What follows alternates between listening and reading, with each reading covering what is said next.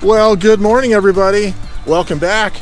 Well, we're in front of Kevin Kittle's house, and we is Kevin Kittle, Bill Tefft, and myself.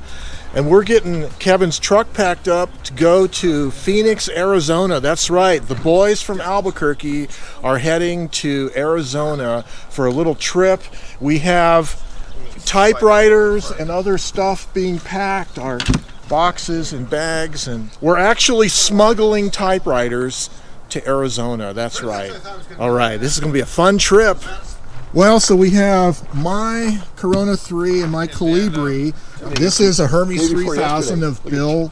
Day before yesterday? We have the Royal Electric. That's right. We're going to be doing electric typing in the desert. And we have the Hammond. And we have a Smith Corona 6 Series. Power Rider. Atomic Power Rider. Oh, so Bill Tefft is going to bring this to Bill Wahl, Mesa Typewriter Exchange, right? Right. All right. I mean, we get a dog for it. Oh, the Underwood. We got the Underwood. Underwood 6, right? SS. Sorry. And then the... oh, we have, but wait, there's more. Oh, yes. Adler Tippa. Adler Tippa. All right.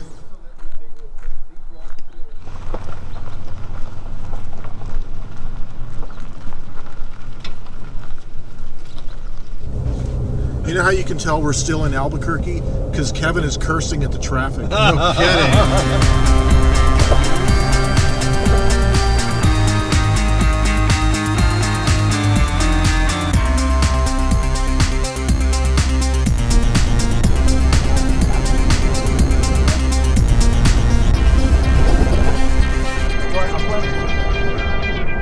Well, guys, we've stopped at a little Bureau of Land Management campground outside of Daddle, New Mexico.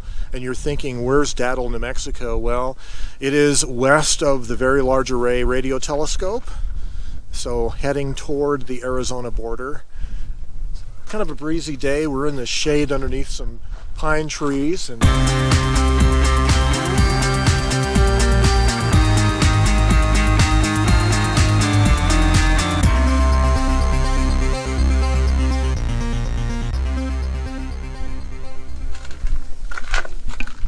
well, here we are in Pie Town, New Mexico, and we're planning on getting ourselves, you'll never guess what we're going to get. Yes, that's right. We're going to get some pie in Pie Town. Exactly. It's an oatmeal buttermilk. This one is plain almond apple. It's just plain apple, but it's sold as a Kevin, how's yours? Fantastic. What do you got? This is the blueberry or lemon blueberry pie. Lemon blueberry. Bill? Lemon blueberry. Lemon blueberry. Yeah. Look at that crust. The crust is delicious. Oh, man. It's great. Well, we just left Pie Town, New Mexico, and we had some really good pie. And I talked to one of the gals that owns the place, and it's quite a challenge baking pie at 8,000 foot elevation above sea level. But they do a great job, and the coffee is good. A great place to stop on the road to Arizona.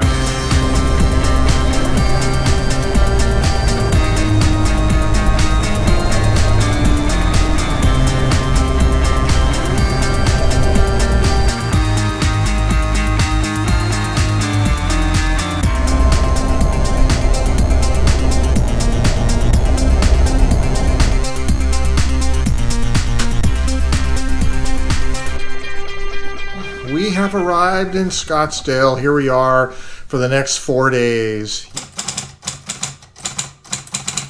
Well, Kevin, it's Saturday morning and we're in Scottsdale. Tell me what you got here. So here we have my Underwood SS typewriter, taking it to Mesa Typewriter. It works really well, with the exception it needs some adjustment.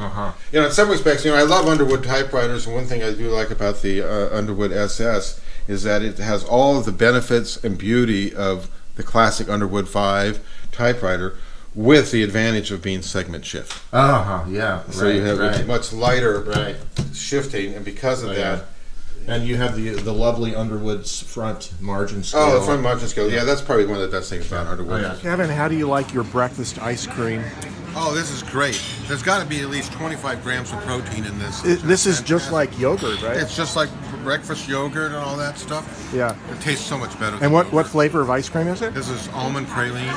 Oh, almond praline ice cream that could be yogurt. And then you can make a coffee float. Oh, this is really great. Really good thing here. Okay, we just had breakfast. Where did we have breakfast at, Kevin? Randy's Randy's. And breakfast and ice cream. But it was good here. Yeah, it was good. Yeah, And I got ice cream. And he got ice cream as a dessert for breakfast, of course. So we're heading up to a pen shop, and in the North Scottsdale area. So I have bought a Carandoc ballpoint pen, Swiss made. It's a really nice action on the pen, like the blue color. It's made in Switzerland. And then we have a 0.7 millimeter mechanical pencil. It has a nice click as well, and I like the way the tip is with the point there. Just two very handsome Swiss made writing instruments, very inexpensive. All right, howdy on the camera. This is Joe, and I'm Ted. Yeah, Joe and Ted's Excellent Adventures. Joe and Ted's Excellent. Well, we got a Bill over there. And we have Bill over We got here. a Kevin. Yes. Hello. And so we just arrived. And You Ted's just going to show arrived. us around to the Typewriter Parlor. Yeah, this is my office where you see at the TCL Yes. meetings. You can see the background. And we were just admiring, of course, the The Royal Hot Rod Typewriter. Hot Rod Typewriter. Royal Diana. That's right. Yes. What a wonderful machine And I that put is. that one out because I figured you guys want to type on it. Yeah, I think we will. I think we will. I've got all kinds of machines. I got Yes. one for you. Yes, I've heard this. Yes. Even made sure it was all loose. I got a cassette for you. Oh, thank you. Looky here, What's the cassette. process that he does that? That's quite the paint job. He just pulls the covers off and he puts like a big bucket of water and spreads the paint on it, and then he just dips it in and So it's pulls the it same out. type of process Yeah. of mobilization of paper. And then he does several clear coats and sands them in between. So Wow. that's why it's so shiny. Yeah. And it's got like an automotive hard finish on it. So this is the same machine, except a Nice. little older. It's a 57. Paper feeds in really and nice. It's got a wider carriage. Look at that. And it's typing theoretically. Okay, Kevin, what do we have here? This is nicknamed the Gray Gandalf. Oh, yeah. This is a Selectric 1 style, if you go that way. 721. meaning that it 721, has, our favorite kind, right? Yeah, so it has the cloth ribbon. Yeah. Oh, yes, indeed. And or if you get a Burroughs multi-strike carbon ribbon, but mostly it was meant for a carbon ribbon. Right. And you can also use red and black with that because of the cloth ribbon. Which we do. And now it has the advantage of a little bit of later one, like what yours is, Joe, as compared to my other one at home, being much earlier, that you do have the impression control. Impression control, right. And it has they changed the internal mechanism Oh, wow. in the mid-60s at some point to this later mechanism. I like it. I can put fake typing sounds on top of this. Okay, Ted, give us a little class in typewriter maintenance. So you Well, have a this material- one Yeah. just has these linkages are LPS clean, 1. but they're just a little too tight. Okay. Once I hit it there, LPS 1. and I hit it there. And this is the magic stuff, right? That's the magic stuff. LPS 1. So you run it through.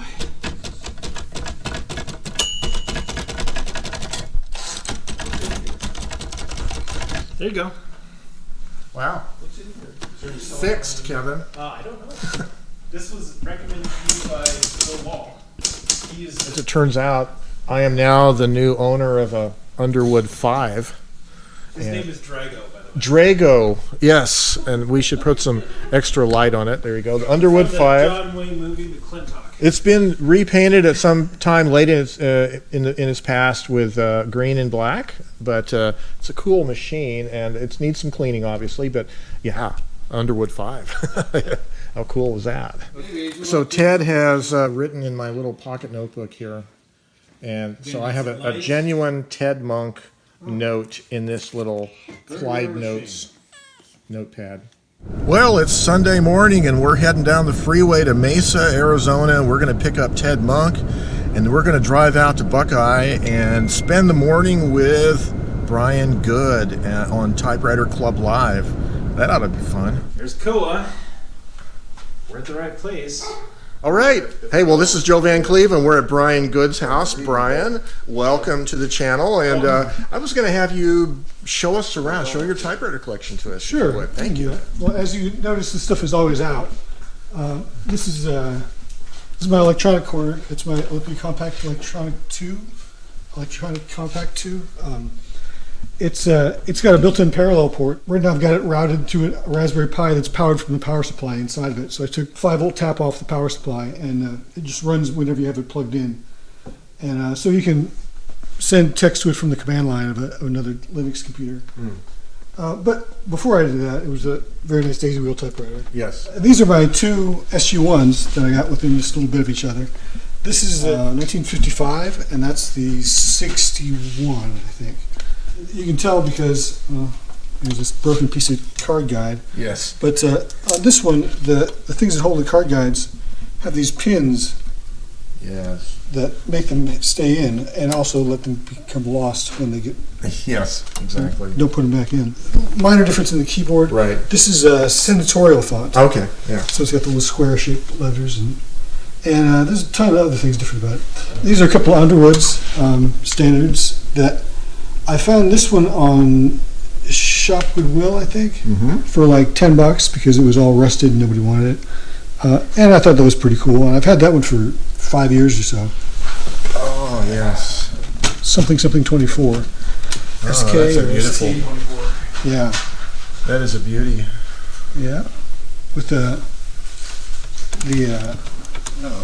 weird shift on it, which is locked up right now, so I won't mess with it. Okay, that's fine. But That's a beautiful shape. yeah, I like the ones that have the nylon return lever and stuff. But Right. this is a different look, and I like that too. Yeah. That second Underwood that I got came with this one. Oh, the Royal. Future up. Yep, Future 800. And then I've got this that you've seen online before. Yep. Oh, Erica Robotron. Right. Who also, Robotron did make some Olivetti's. Oh, I didn't know that. Yeah, we have an electric one. Kevin does. It was made by Robotron. Oh, very cool. Just a really weird looking typewriter. That It I is, enjoy. very much so. That's a Hungarian typeface, I think. Yes. Okay. And this is my quiet. Oh, yeah, writer. that's beautiful. That is a beautiful typewriter. Smooth and shiny and Yeah. turquoise colored. Yeah, this is the one that I had powder coated. Oh, this is my torpedo. It's all dusty. Oh, yeah. Nice. That's a beautiful machine. Let's see. This is a Oh, yeah. console. Yeah. Czechoslovakian. Oh, yeah, that's a beauty. Get this. I see you have an eye for color. Yeah. I went through a phase where I wanted to have a rainbow of typewriters. So some of these are just filling that need. Yes. It's an Underwood Star. It's sold at Macy's. Oh, wow. Back Sold in at the day. Macy's. Wow. That's nice. Always have the good, beautiful Underwood logo. Yeah, I like the looks of this thing a lot. This well 5 too. Series with Corona, right? Yeah. Just Sterling. I think. Sure. Yep. And this one's got the green buttons and Oh, yeah. knobs. Yes, I see. Very bright green, or brighter than the usual kind of pale turquoise color Yeah, that they would normally this do, right? distinctly different color that was just in this year. Huh. I think it's 68 or Yeah. I'm not sure exactly. Very cool. Oh, yes. Royal Companion. Royal Companion, very good. This thing was rusted to death when I got it, and I just worked on it for weeks and weeks, getting all the crud out of it. Yep. So it actually works. Fantastic. Let's see. We have you got one of these here. Yeah. And then we have a thermal typewriter, the EP20, maybe? Yeah, I think so. EP20. Oh, yeah. This is a typograph. It's a plotter. A plotter. Okay, right. Okay, Has right. little pens The that pens, move yes. Wow, very cool. An Antares 145. Yeah, this is a weird Italian typewriter. That I think only comes with Italian keyboards. I swapped this out from another Antares that I had. Oh, wow. I swapped out from an Antares Compact. Wow, that's very Italian looking. Just like the type bars, The basket and the type bars and the keys and everything. Just brought out as one unit, slapped it in there. Oh, a tippa. Wow, that's a beauty. How cool is that? And I painted this one. Oh, wow. It got damaged. So he did all the labeling himself? Wow. Yeah, I took good high resolution pictures of the labels before, and then I redrew them in Inkscape and as vectors. Nice. And printed them out on water slide decals and put them on. Wow, very cool. I sprayed clear on top of it after that. So yeah, it came out looking pretty nice. The back end of the base was shattered. This was 7 or 8 pieces. Wow, And you did a great job. I glued it all back together and primered it. Oh yeah, just like doing car body work, right? Exactly. Yeah. Exactly. Except I use super glue and you usually don't do it on cars. Yeah. And this is you've seen this one before. Yeah. This is the. But just for completeness sake. Oh yeah, Antares Parva, the only typewriter with more red keys than an Olivetti. Yeah, this is Antares means star. Right. And stars are very far away. Yes. That's why I call it the redshifted model. The redshifted model. Okay. Yes. Well, so we're at Brian Goods, and he has a very cool toolbox, and I thought you guys should see the labels on his toolbox drawers. Information retrieval, and then Doodads Most Curious and Arcane. I think that's, oh yeah. And then we have The Other Kind, Twisty Majiggers, and with a little plus sign on the end. Yeah, see, that's pretty cool. And then we have Clippy, Squeezy, and Pinchy sorts of things, which is very cool. And rhymes with Sleigh Bell Maker and quantitative dimensional data acquisition. So these would be measuring devices and label makers, respectively. Oh, that's funny. Things that open Amazon boxes. Yes. The things that beat paper but not rock, which would be, of course, yes, scissors. And what do we have? The Donbot's Henchman and Who Is Not Joey Mousepad. Okay, yes, that's a little arcane. And things I'm likely to hit my thumb instead of, which is, nails. Things I'm likely to hit my thumb with, which would be hammers. And interdimensional portal gun, screwdrivers, sonic and electric, and various lengths of wire. And photo equipment and rubber ducks. So he has rubber ducks down in here. Interesting. So I think the lesson here is if you're going to have a toolbox, to creatively label all the drawers so you know what is in them. And Brian has done a fantastic job of that here.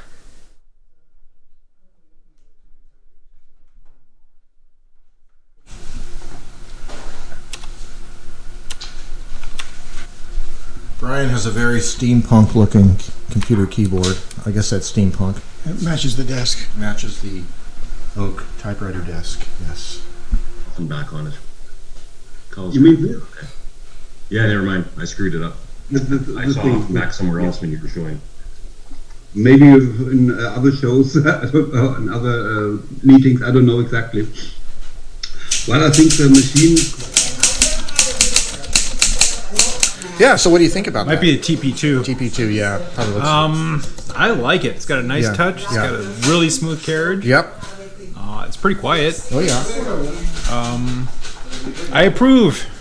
I like the Typespace sticker. Yeah, Very cool. Yeah. I'm going to have to visit them sometime. Need to go all the way up to Washington, I know.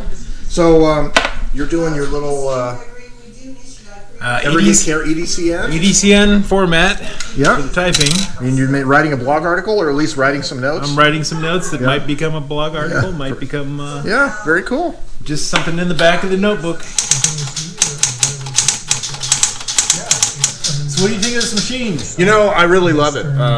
It is, a classic 6 Series electric, right? Yep. Has snappy touch, very quick. He has a nice dark ribbon in it, so I love that. It's a very clean imprint. I was saying earlier that the styling of this looks very much like the Power Writer. Okay. The battery powered version in terms of the kind of the two-tone or three-tone look to it, right? Yeah, it's very much just like my Power Writer. Yeah. With the exception that actually has a half-space key, which mine doesn't. Right, exactly. I've heard a lot of good things about the 120. I've never actually used a 120 or seen one in person, but I can see where, with the half-space feature, you know, that's a really nice touch. I think the only thing it would need to be even more full-featured is 1.5 line spacing. That would be about. Try and find that out. Yeah, I know. Yeah, I know. Good luck, right? Good luck. Good luck with that. Good luck with that.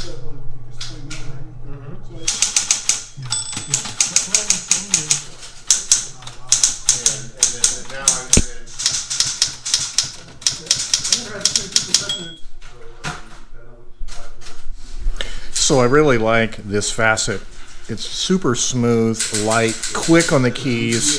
It's a great typer, and I really like the typeface. It's a very stylish typeface. Yeah, this is definitely a different machine from my Facet 1620. Which of these Olympias do you think you like the best of these two? With a new ribbon, that would work. If the ribbon worked on that, it would be great. Yeah. But the ribbon works on this one. Okay.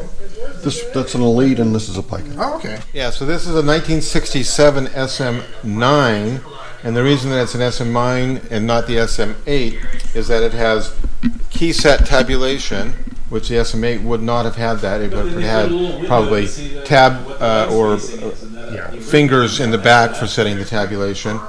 And then it also, Joe found out that it has chrome covers on the carriage ends, as the SM8 would have had body colored, probably the same off-white color. So this is an SM9 version. It has a lighter touch than my SM7, and that maybe it's just because it's set at a lighter spring loading for the key feel.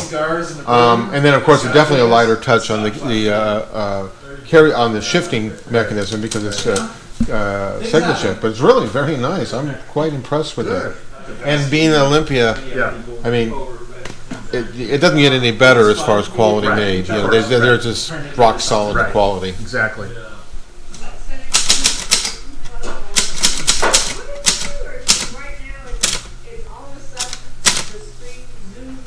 Oh, that's nice. I like that. This is an Antares Parva, quote-unquote, ultra-portable typewriter. It's the other Italian.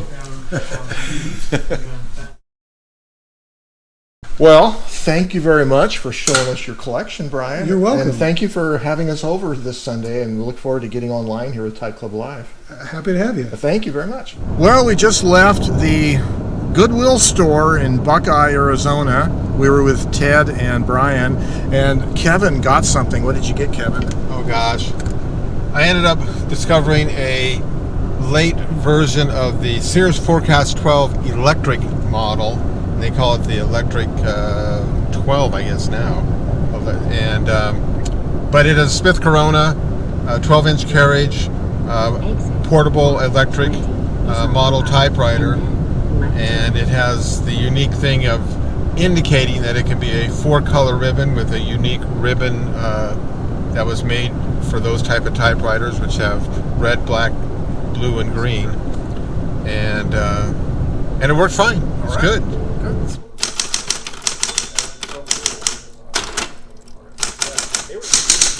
Well, Kevin, tell us what we have here. So this is the Sears Electric Power 12.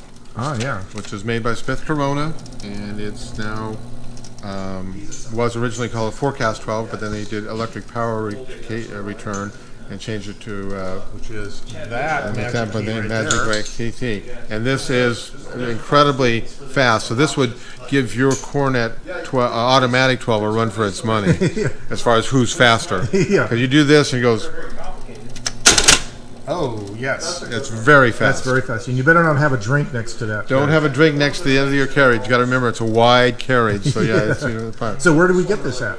we got this at the Goodwill store in Buckeye. Yeah.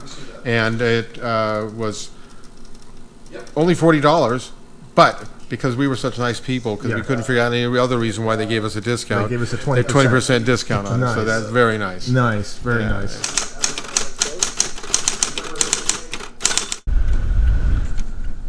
Yes, that's right. We're heading south. We will be heading south toward Mesa, Arizona, to Mesa Typewriter Exchange. We're going to be meeting Ted Munk and seeing Bill Wahl at that typewriter shop. This is one of the big things we came to Arizona to see, to talk to, is Bill.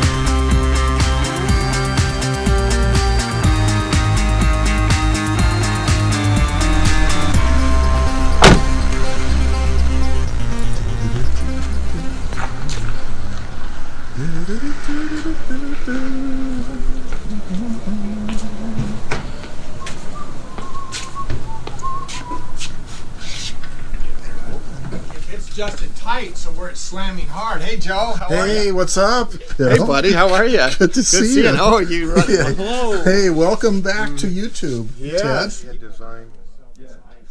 We had one of these. I don't know how we got it. Stuff like that. It also had this injector. Facing in any context is cumbersome. Bill, how's business been since we last saw you? You know, and it's been a while. What's it been, a year or two since a you've been couple of over? years, yeah. Yeah, no, I stay busy, and Good. it's fun. Mostly repair, some in sales. I see you're installing ribbons. Right. We did a couple this morning while we were here. My hands are dirty every day. That's right. So I'm always putting ribbons on. So is the clientele change, like different kinds of typewriter It's still people? staying the same. Yeah. Younger, you know, I'm still dealing with young people, and Yeah. I had a 6-7-year-old in the other day with his machine. His parents brought him in. So That's nice. yeah, that's Well. what makes this fun. It's the want that people have in a typewriter, where years ago people had to have one. Right. So you were working on a product that people needed, and you know, you served a purpose, and that was fine. But Right. today it's fun to deal with a customer base that wants the product as Right. opposed to needing the product. Right. They bring a different enthusiasm through the door. Okay, yeah. And that's what keeps this fun and fresh, especially when you're dealing with younger clientele. Right. And they're excited for their typewriter. I mean, they're more of typewriter enthusiasts than I am. I don't even consider myself a typewriter enthusiast. You guys all are more than I am. Yeah. I enjoy my work because Sure. I enjoy the enthusiasm my customers bring through the door. Well, Yeah, anyways, makes it was fun. great. You too, buddy. Thank you. Anytime, Good seeing I'm you always again.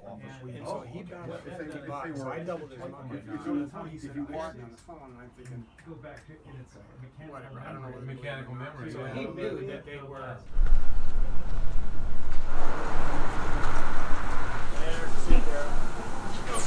I guess it's your favorite place to eat. Yes, I don't come here all the time. I've come just. Yeah, you get tired of it maybe after. Yeah. But when friends are in town, for sure we come here. Sure. It's great. So how long have you been eating at Pete's? Since I was probably 5.